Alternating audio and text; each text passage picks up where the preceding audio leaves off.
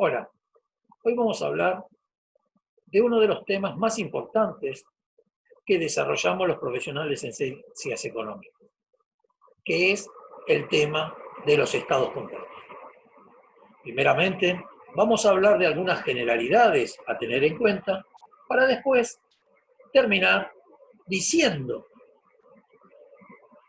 qué características deben tener algunos de estos estados contables. Obviamente que lo primero que tenemos que decir es cuáles son los objetivos de los estados contables. Y es brindar información a terceros de la situación económica, patrimonial y financiera de la empresa. Obviamente que cuando nosotros hablamos de terceros, estamos hablando no solo de aquellos externos a la sociedad, a la empresa, sino que también estamos hablando de personas que tienen que ver con la empresa. O sea, a todas aquellas personas que necesiten tener información económica, patrimonial y financiera de esa empresa. Como por ejemplo, los socios, los dueños, futuros accionistas que quieran invertir en la empresa de acuerdo a los resultados que marquen esos estados contables, instituciones financieras, instituciones bancarias, todos los organismos de contralor, AFIP, ARBA, AGIP y todos aquellos que deban controlar el desempeño de ese. Obviamente que para que estos estados contables cumplan con estas características de información, deben cumplir por lo menos tres grandes requisitos. El primero es la confiabilidad, o sea, que esos estados contables sean confiables para esos terceros. Pero también deben cumplir el requisito de la comparabilidad, o sea, que esos estados contables sean comparables con otras empresas, con otros entes que hagan las mismas funciones o cumplan las mismas funciones, pero también que sean comparables con los diversos ejercicios de ese ente para ver su evolución. Y como tercer gran requisito, debe cumplir con la normalización, o sea, basarse en normas. Y acá vamos a hablar de esas normas contables, ¿sí? Esas normas contables nos tendrían que solucionar dos grandes problemas: los problemas de evaluación y los problemas de exposición.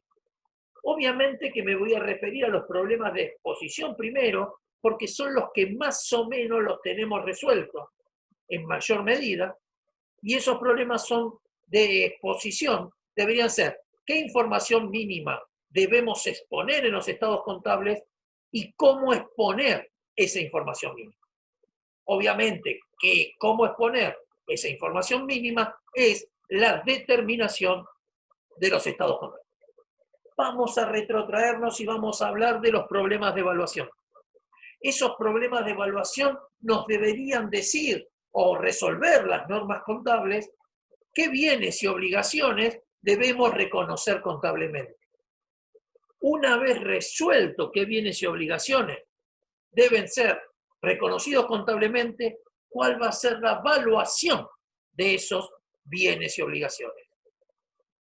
Resuelto qué bienes y obligaciones y qué evaluación, debería decirnos las normas contables qué cambios en la evaluación debemos reconocer de esos bienes y obligaciones. Y por último, para completar este tema de los problemas de evaluación, debería decirnos las normas contables cuándo y de qué modo reconocer esos cambios en la evaluación de los bienes y de las obligaciones. Dicho todo esto, vamos a hablar de los estados contables. Generalmente muchos dicen los estados contables son cuatro, este y este. Pero en realidad, cuando nosotros los profesionales tenemos un estado contable, ese estado contable se formula con la siguiente información. Primero, existe una carátula, donde están todos los datos de la empresa. Quit, fecha de creación, capital accionario si es una sociedad anónima, y así todos los datos. También nosotros nos vamos a encontrar con la memoria. La memoria la emite el directorio y la pone a disposición de la asamblea, para que la asamblea de accionistas, en el caso de las sociedades anónimas, apruebe o no apruebe lo actuado por el directorio. En esa memoria, que algunas tienen más requisitos que otras sociedades, en esa memoria nosotros vamos a encontrar qué se hizo en el ejercicio, la propuesta de qué se va a hacer en el futuro ejercicio y a la vez una cosa importantísima que es la propuesta de distribución de los resultados. En esa misma memoria se convoca a la asamblea de accionistas para tratar, entre otros temas, los estados contables. Esa asamblea es una asamblea ordinaria. Una vez que nosotros tenemos carátula, una vez que nosotros tenemos la memoria, ponemos o incorporamos los 4 estados contables básicos. El estado de situación patrimonial, el estado de resultados, el estado de evolución del patrimonio neto y el estado de flujo de efectivo. Esos son los 4 estados contables básicos. Después, incorporamos las notas a los estados contables. Son todas las aclaraciones que tenemos que hacer de esos estados contables. Posteriormente, incorporamos a esa información los anexos de los estados contables, ¿sí? Los cuadros de los estados contables. Y por último, para terminar, todo esto que forma el estado contable de un ejercicio económico-financiero, incorporamos el informe de auditoría, o sea, el informe en donde el profesional en ciencias económicas emite su opinión sobre los estados contables. Todo esto es lo que nosotros denominamos el estado contable, que anualmente se debe generar y presentar a la asamblea para que ésta lo trate. Y ustedes se preguntarán, ¿cómo vamos a armar esos estados contables? Obviamente que la información que nosotros vamos a tener cuando cerramos y terminamos el ciclo contable, cuando hicimos todos los ajustes correspondientes a ese ejercicio y tenemos determinado cada uno de los montos de cada una de las cuentas contables, vamos a utilizar el balance de sumas ajustado para generar los diversos estados contables. Nosotros nos vamos a dedicar a hablar de 2 estados contables: el estado de situación patrimonial y el estado de resultados. El estado de situación patrimonial, ¿sí?, nos va a brindar la información del patrimonio que se representará por todas las cuentas de activo, todas las cuentas de pasivo y todas las cuentas del patrimonio neto, ¿sí? Y nosotros lo vamos a tener que armar de una forma tal que nos demuestre la liquidez y solvencia de ese patrimonio. Y para ello vamos a decir qué es la liquidez. Es la propiedad que tienen los bienes en transformarse en efectivo. Por eso en el activo incorporamos primero a todas aquellas disponibilidades y en último lugar incorporamos a los bienes del activo fijo, los bienes de uso y los activos intangibles. ¿Qué es la solvencia? Es la relación que existe entre activos y pasivos que indican los recursos que tenemos en activo comparados con el pasivo. O sea, ¿cuánto tengo de activo para hacerme cargo de mi pasivo? Entonces, nosotros vamos a formular ese estado de situación patrimonial. Ese estado de situación patrimonial, o llamado balance general, ¿sí?, se acomodará, se armará de acuerdo a los diversos rubros, y esos rubros están definidos por su naturaleza, por la naturaleza de cada una de las cuentas que lo integran, y a la vez por la liquidez de cada una de las cuentas que lo integran. los activos y los pasivos deben ser divididos en activos y pasivos corrientes y no corrientes. ¿Y qué significa que un activo es corriente? Son todos aquellos bienes y derechos que tiene la empresa que se están transformadas o son efectivos o se piensa que se van a transformar en efectivo hasta un año de fecha de cierre del balance. ¿Qué significa esto? Que todos aquellos bienes que yo pienso que se van a transformar en el ejercicio en efectivo van a ser considerados activos corrientes. Entonces, por descarte, diremos que serán activos no corrientes todos aquellos bienes y derechos que no se transformarán en efectivo durante el próximo ejercicio o el ejercicio en curso. Los pasivos corrientes, los pasivos corrientes serán todos aquellos, primeramente los exigibles a la fecha de cierre, segundo, los exigibles que venzan durante todo el año del estado contable, y tercero, todos los pasivos contingentes que durante el ejercicio en curso pensamos que se van a transformar en deudas exigibles. Todos aquellos pasivos y pasivos contingentes que nosotros determinemos que no se van a transformar en el año en exigibles serán determinados como pasivos no corrientes. Y ahora nosotros vamos a ver de qué forma vamos a armar esos activos, esos pasivos y ese patrimonio neto para conformar el estado de situación patrimonial. Para ello, vamos a tomar lo que para mí considero que es la mejor forma de expresarlo, que es, como le decían, las resoluciones técnicas 8 y 9 que fueron reformándose en la historia de nuestras resoluciones técnicas. Pero yo creo que allí nosotros nos encontramos con una muy buena expresión de exposición de activos, pasivos y patrimonio neto. Vamos a ir a ver cada uno de los rubros en los cuales nosotros podemos dividir ese activo y ese pasivo, ¿sí? Siempre teniendo en cuenta que el total del activo debe ser igual al total del pasivo y del patrimonio neto. Obviamente que vamos a hablar primero de los activos corrientes.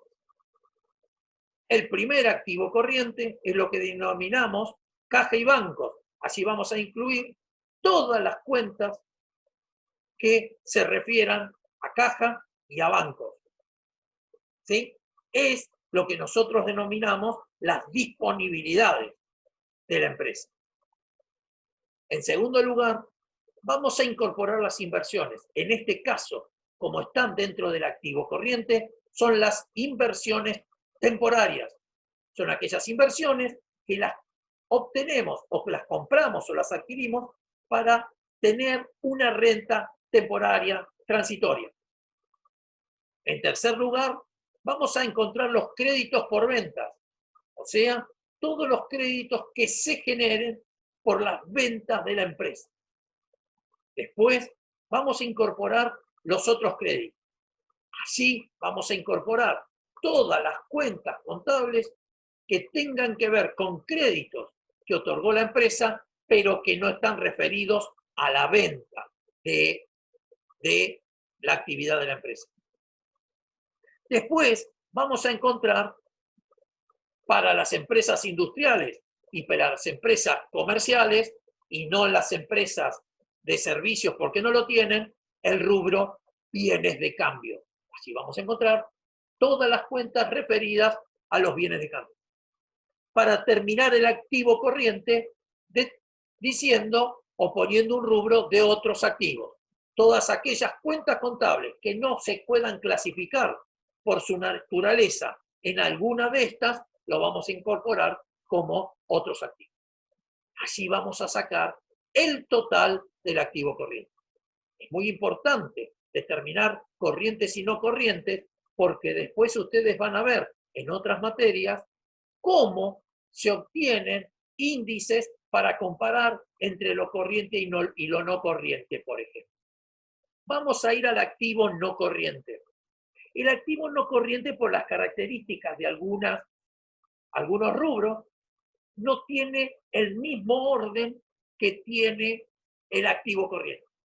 Obviamente no está el rubro disponibilidades o caja y bancos, porque ese siempre es corriente. Pero sí, el primer rubro que vamos a encontrar son los créditos por ventas. Después vamos a encontrar los otros créditos, obviamente con las mismas explicaciones. Créditos por venta son los créditos otorgados por la venta de la empresa, los otros créditos son todos los créditos de la empresa que no tienen que ver con las ventas. Después nos vamos a encontrar con los bienes de cambio. Y después viene el rubro inversiones, porque en el caso de estas inversiones, son las inversiones permanentes que tiene la empresa. Ya no son las inversiones temporarias. Y ahora nos vamos a encontrar con un rubro que no tenemos en el activo corriente, que son los bienes de uso. Todos los bienes de uso se van a incorporar como activo no corriente.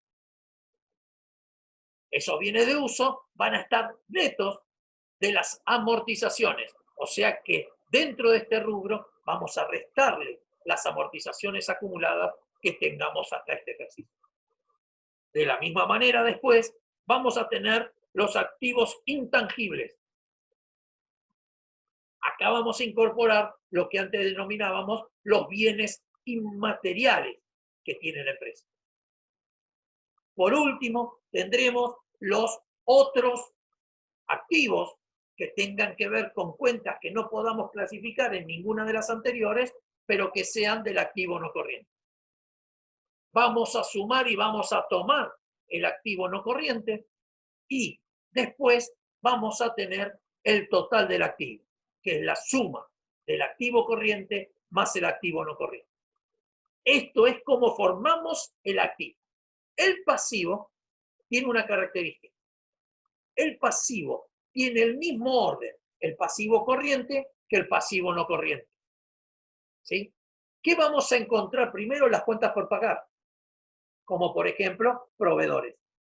El segundo rubro que vamos a encontrar, préstamos. Son todas las cuentas que tengan que ver con préstamos que le dieron a la empresa. El tercer rubro que encontramos es el rubro remuneraciones y cargas sociales. O sea, todas las cuentas que tengan que ver con pago de remuneraciones y pagos o deudas que tenemos con la seguridad social.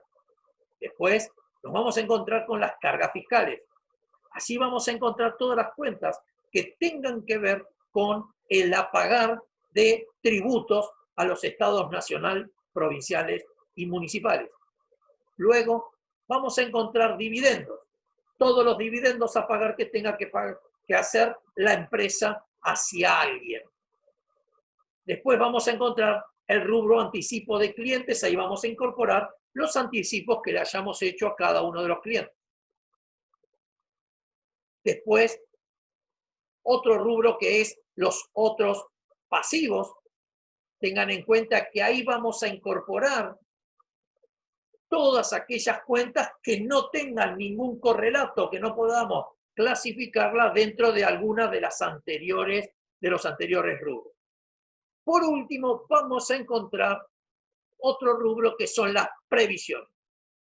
En este rubro vamos a incorporar las previsiones que no podamos incorporar regularizando en el activo, ¿sí? Porque si yo tengo previsión de deudores incobrables, seguramente va a regularizar algún crédito que yo tenga en el activo. Pero, por ejemplo, acá va a ir la previsión indemnización por despido o la previsión para juicio. Todos estos rubros sumados van a dar el total del activo. nuevamente yo voy a realizar y reflejar todo el activo no corriente con todos sus rubros y le voy a sacar el total del pasivo. Total del activo corriente más total del pasivo no corriente, la sumatoria de los dos me va a dar el total del pasivo. Si hubiese, tengo que incorporar la participación de terceros en sociedades controladas y después viene el patrimonio neto. El patrimonio neto, que antiguamente se dividía en capital, reservas y resultados, hoy directamente se informa en una sola línea que dice según estado respectivo. O sea, que ese valor tiene que salir del estado de evolución del patrimonio neto. Tiene que coincidir el estado de evolución del patrimonio neto con este total del patrimonio neto. El pasivo más el patrimonio neto lo sumamos y tiene que ser igual a lo que nos dio el activo para reflejar y para respetar la partida doble que allá por 1492 nos enseñó don Lucas Pacioli. Una vez que determinamos el estado de situación patrimonial, yo les digo que igualmente nosotros tenemos que ir formulando todos los estados contables en una manera conjunta, porque como les venía diciendo, para yo armar el estado de situación patrimonial tengo que tener el estado de evolución del patrimonio neto. Pero para tener el estado de evolución del patrimonio neto tengo que tener el resultado del ejercicio. Por lo tanto, tengo que estar o tener confeccionado o armado el estado de resultado. Por lo tanto, vamos a hablar del estado de resultado, que nos va a brindar información sobre el desempeño de la empresa, incluyendo los resultados del periodo. Y una de las cuestiones importantes que nosotros tenemos que hacer es que tenemos que tener los resultados del ejercicio separados de los ajustes de ejercicios anteriores y de los resultados extraordinarios, para que aquellos usuarios de los estados contables puedan comparar en forma correcta el resultado del ejercicio y no mezclarlo con productos de área o productos de resultados extraordinarios. Hay diferentes formas de generar ese resultado o ese estado de resultados. Para mí, el mejor es el que vamos a desarrollar ahora. Vamos a tomar las ventas, le vamos a restar el costo de la mercadería vendida y eso me va a dar el resultado bruto de ventas. ¿Sí? A ese resultado bruto de ventas le voy a restar los gastos operativos. Le voy a sumar otros ingresos, le voy a sumar otros gastos y esa operatoria me va a dar el resultado de las operaciones ordinarias de esa empresa. ¿Sí? Ahora yo lo que voy a hacer es sumarle o restarle el resultado de las operaciones extraordinarias. Voy a poner las operaciones extraordinarias de ganancia, voy a poner las operaciones extraordinarias de pérdida y eso, ganancia o pérdida, se va a sumar o se va a restar al resultado de las operaciones ordinarias y me va a dar el resultado neto del ejercicio. ¿Por qué? Porque primero puse las operaciones ordinarias y ahora les agrego las extraordinarias, que podrían no estar, pero son parte de la vida de esa empresa, de esa persona. A esos resultados le voy a sumar o restar el resultado de los ajustes de resultado de ejercicios anteriores. O sea, voy a poner todos los áreas de ganancia, todos los áreas de pérdida y voy a sumarle a ese resultado neto del ejercicio o restarle esas ganancias o pérdidas que tuve por los ajustes de resultado de ejercicios anteriores. Y eso me va a dar el resultado del ejercicio antes del impuesto a las ganancias. Como ustedes verán, nosotros tenemos las operaciones ordinarias, le sumamos o le restamos las operaciones extraordinarias, le sumamos o le restamos los ajustes de resultado de ejercicios anteriores. Nos va a dar el resultado antes del impuesto a las ganancias. Cuando yo le calcule el impuesto de las ganancias que corresponde, nos va a quedar el resultado del ejercicio.